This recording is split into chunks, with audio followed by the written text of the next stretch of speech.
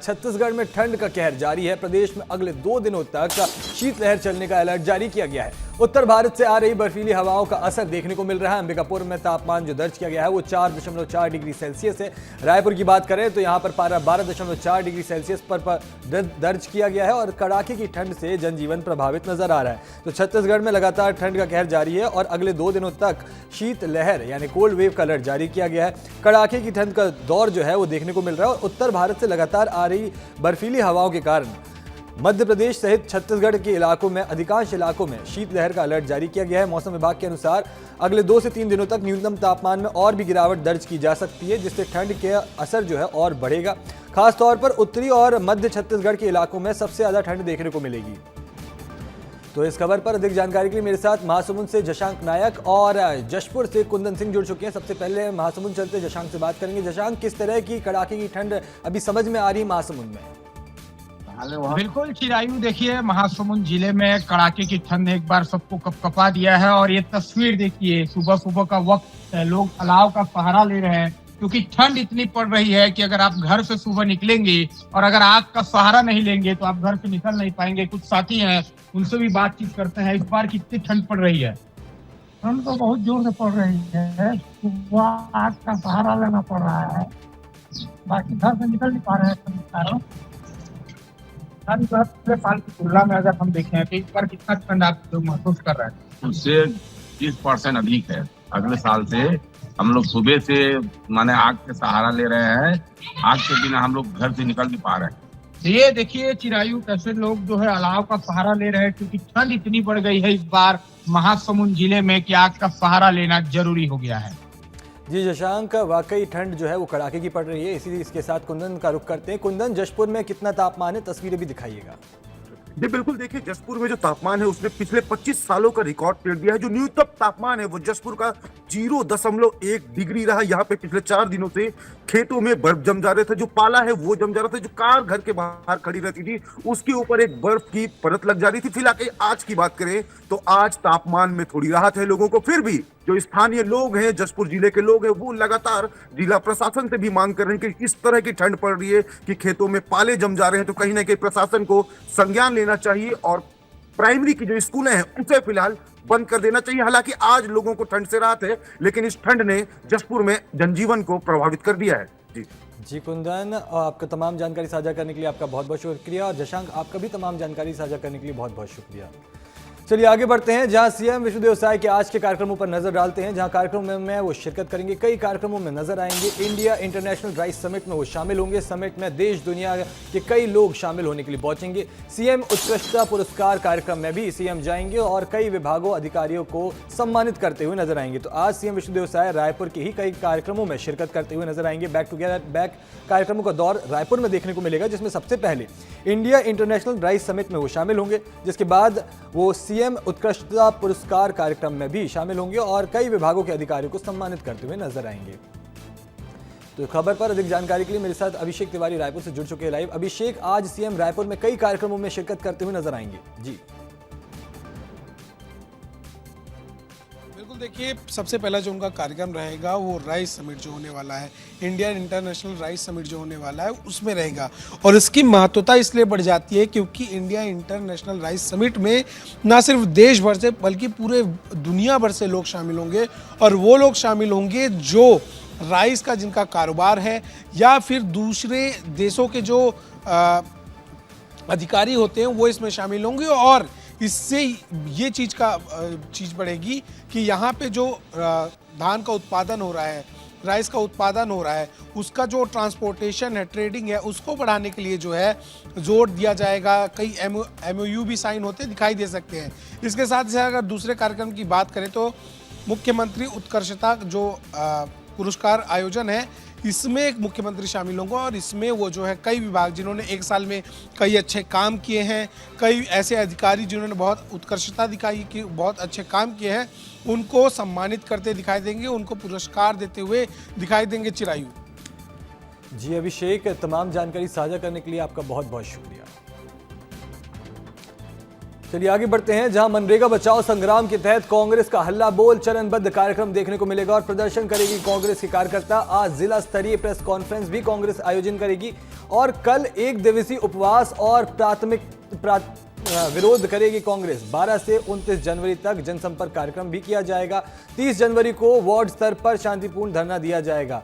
तो मनरेगा को लेकर यहां पर कांग्रेस जो है हमलावर है और लगातार हल्ला बोल प्रदर्शन किए जा रही है, जिस सिलसिले में आज भी तमाम प्रदर्शन देखने को मिलेंगे और जिला स्तरीय प्रेस कॉन्फ्रेंस का आयोजन कांग्रेस के द्वारा किया गया है।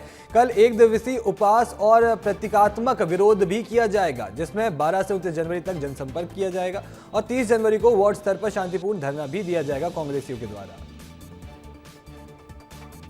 चलिए आगे बढ़ते हैं, जहां जैजैपुर विधायक बालेश्वर साहू की जमानत खारिज कर दी गई है और जांजगीर के सीजेएम कोर्ट ने विधायक को जेल भेज दिया है। हाई कोर्ट के आदेश के बाद पुलिस ने चालान पेश किया था। एसपी विजय पांडे ने बताया कि 2015 से 2020 के बीच विधायक सहकारी बैंक में प्रबंधन और साथी गौतम राठौर सेल्समैन थे और उस दौरान केसीसी लोन दिलाने का झांसा देकर ब्लैक चेक लिया गया और 24 लाख रुपए हड़प लिए गए। वहीं शिकायतकर्ता की मां और पत्नी ने फर्जी साइन और अंगूठा लगवाकर धोखाधड़ी की भी बात सामने रखी। इस तरह के 42 लाख से ज्यादा के धोखाधड़ी के आरोप सामने आए हैं और इस मामले में विधायक पर अब बड़ी कार्रवाई की गई है। के 42,78,000 रुपए फर्जी तरीके से प्रार्थी के अकाउंट में बालेश्वर साहू ने ट्रांसफर कराए और जब हमारा विवेचना पूरी हो गई तो हमने परसों नोटिस दिया था 7 तारीख को बालेश्वर साहू को। चालान हम पेश कर रहे हैं, आप कोर्ट में पेश हो जाइए। तो नोटिस पे आज बालेश्वर साहू कोर्ट में पेश हुए जिला न्यायालय जांजगीर में। हमने चालान पेश किया। चालान पेश करने के उपरांत मामले की गंभीरता को देखते हुए माननीय न्यायालय द्वारा जेल वारंट काटा गया। तो मामले पर सीएम विष्णुदेव साय ने भी संज्ञान लिया। उन्होंने इस मामले पर टिप्पणी दी है। बालेश्वर साहू की जमानत खारिज होने के बाद जब ये मामला कोर्ट में पहुंचा और कोर्ट ने जब इस पर फैसला सुनाया तो इस पर तमाम तरह की बातें सामने आई। क्या कुछ कहा है सीएम ने, वो भी आपको सुनाते हैं। हमारी सरकार करप्शन के मामले में जीरो टॉलरेंस की नीति अपना रही और जो भी किसी भी क्षेत्र में गड़बड़ी करेगा तो उसको सख्त से सख्त उसका आरोप सही पाए जाने पर वो दंडित होगा। तो इस खबर पर अधिक जानकारी के लिए मेरे साथ अभिषेक जुड़ चुके हैं लाइव। अभिषेक, इस पूरे मामले पर कार्रवाई की गई है, विधायक के ऊपर बड़ा एक्शन लिया गया है। अब इस पूरे मामले पर आगे किस तरह की कार्रवाई देखने को मिलेगी और विधायक का क्या एंगल होगा?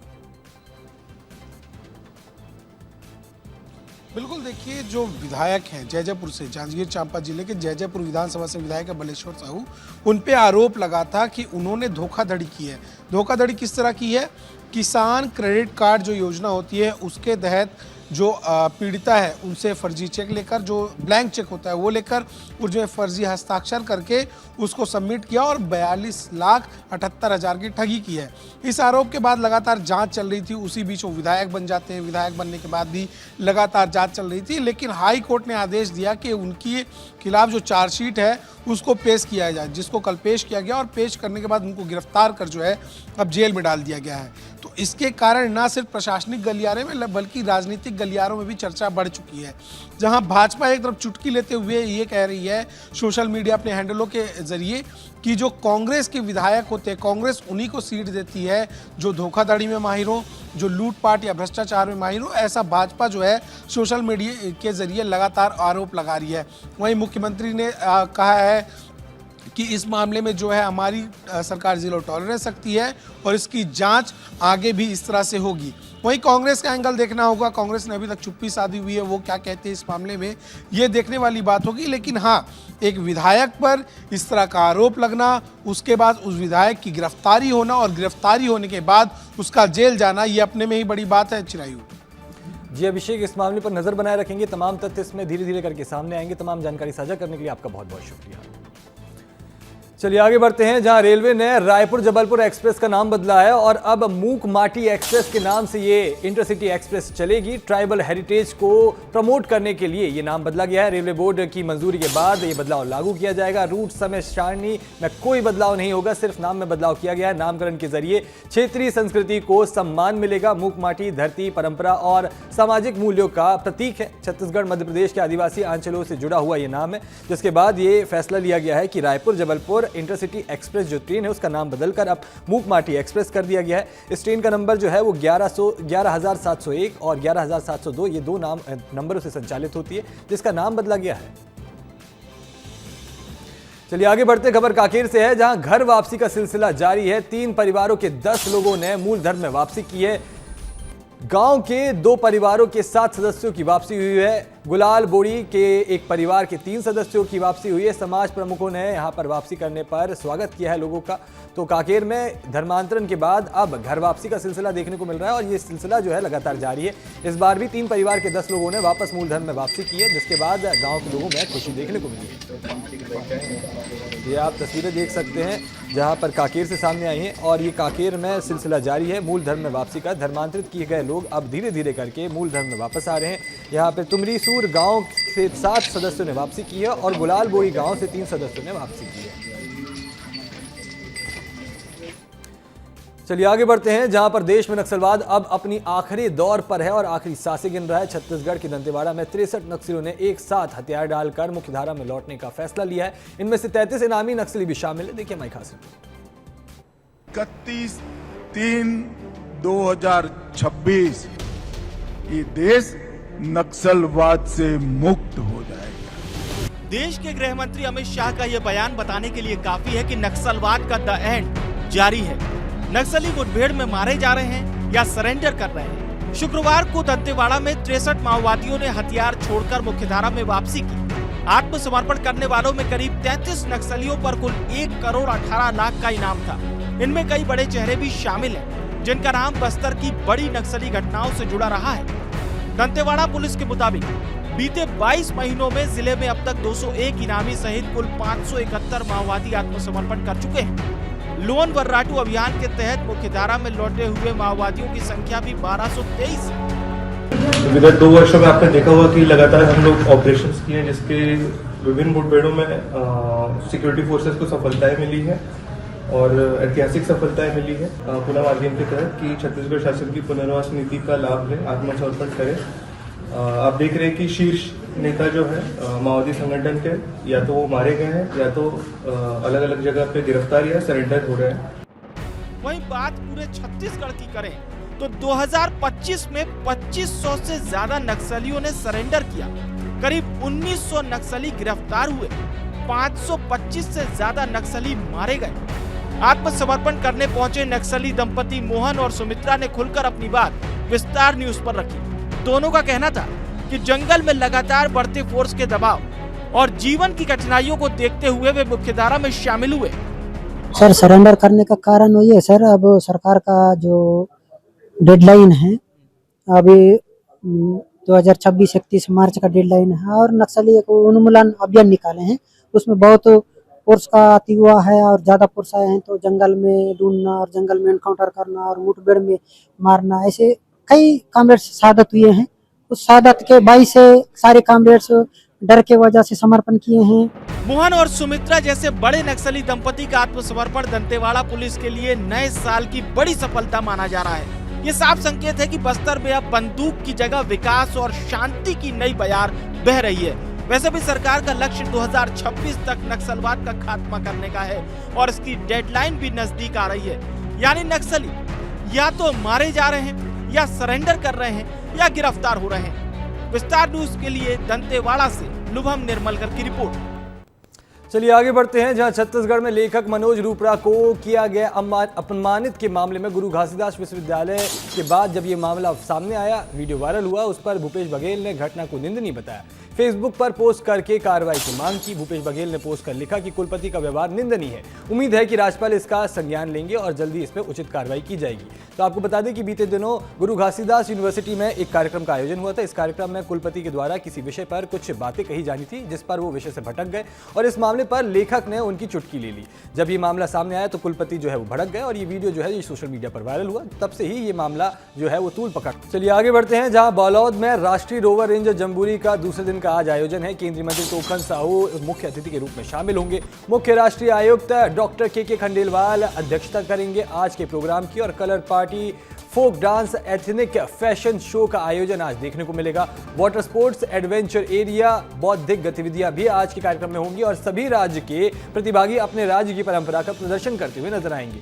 तो आज जम्बूरी कार्यक्रम का दूसरा दिन है और आज के कार्यक्रम में मुख्य अतिथि के तौर पर केंद्रीय मंत्री तोखन साहू शामिल होंगे और साथ ही मुख्य राष्ट्रीय आयुक्त डॉक्टर के खंडेलवाल भी अध्यक्षता करेंगे। आज के कार्यक्रम की तमाम तरह के आयोजन आज देखने को मिलेंगे। तो छत्तीसगढ़ के बालोद जिले के दुधली गांव में राष्ट्रीय रोवर रेंजर जम्बूरी का शुभारंभ हो चुका है और ये 5 दिन चलने वाला आयोजन में राज्यपाल रमेन डेका और स्कूली शिक्षा मंत्री गजेंद्र यादव द्वारा इसका उद्घाटन किया गया। उद्घाटन के अवसर पर राज्यपाल और मंत्री ने मंच पर पहुंचकर प्रतिभागियों से सलामी ली और ध्वजारोहण किया, साथ ही गुब्बारे भी उड़ाए। इसके बाद अतिथियों ने गाड़ी में बैठकर देश के सभी राज्यों से आए प्रतिभागियों की टीमों का अवलोकन किया और सभी राज्यों की टुकड़ियों को मंच के सामने से गुजरते हुए सलामी दी। तो आगे बढ़ते हैं, जहां गौरेला पेंड्रा मरवाही में जिला युवा कांग्रेस कमेटी ने 9 सूत्री मांगों को लेकर पेंड्रा में समेरा तिराहे पर प्रदर्शन किया।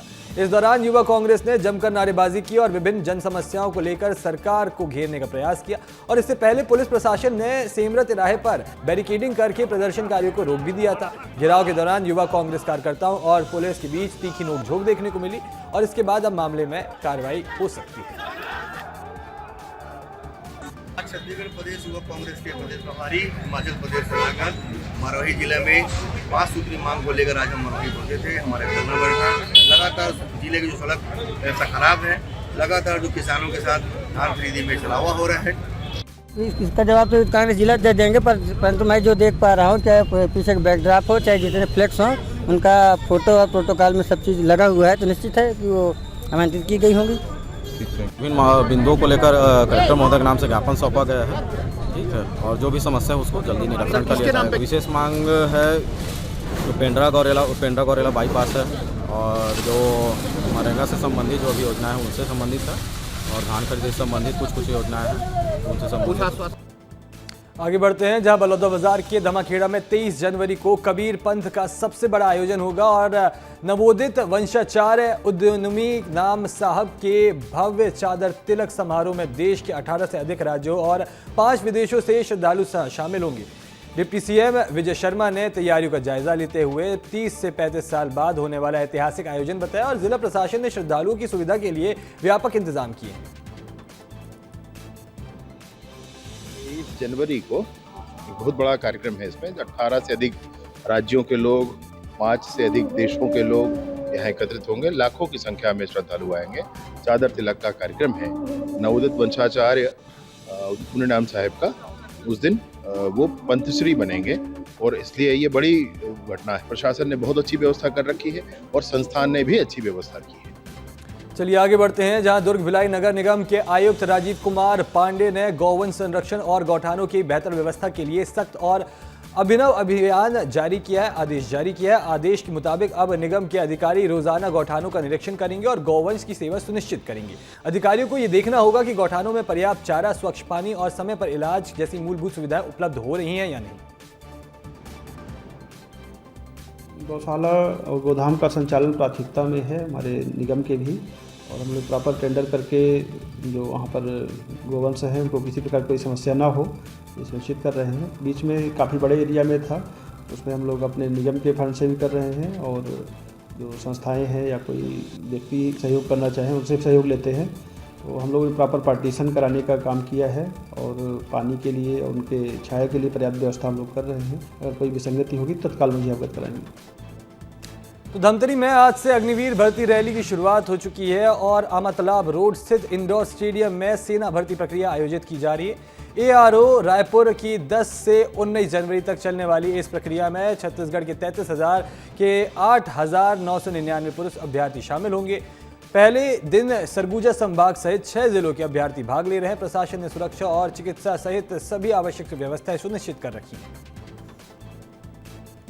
चलिए आगे बढ़ते हैं, जहां छत्तीसगढ़ में चल रहे यातायात जागरूकता महीने के अंतर्गत लोगों को सड़क सुरक्षा से संबंधित नियमों के प्रति जागरूक किया जा रहा है और इस अभियान के जरिए ये हेलमेट के अनिवार्य उपयोग, शराब पीकर वाहन न चलाने और नाबालिग बच्चों को वाहन चलाने से रोकने जैसे महत्वपूर्ण संदेश दिए जा रहे हैं। पुलिस प्रशासन अभिभावकों को भी समझाइश दे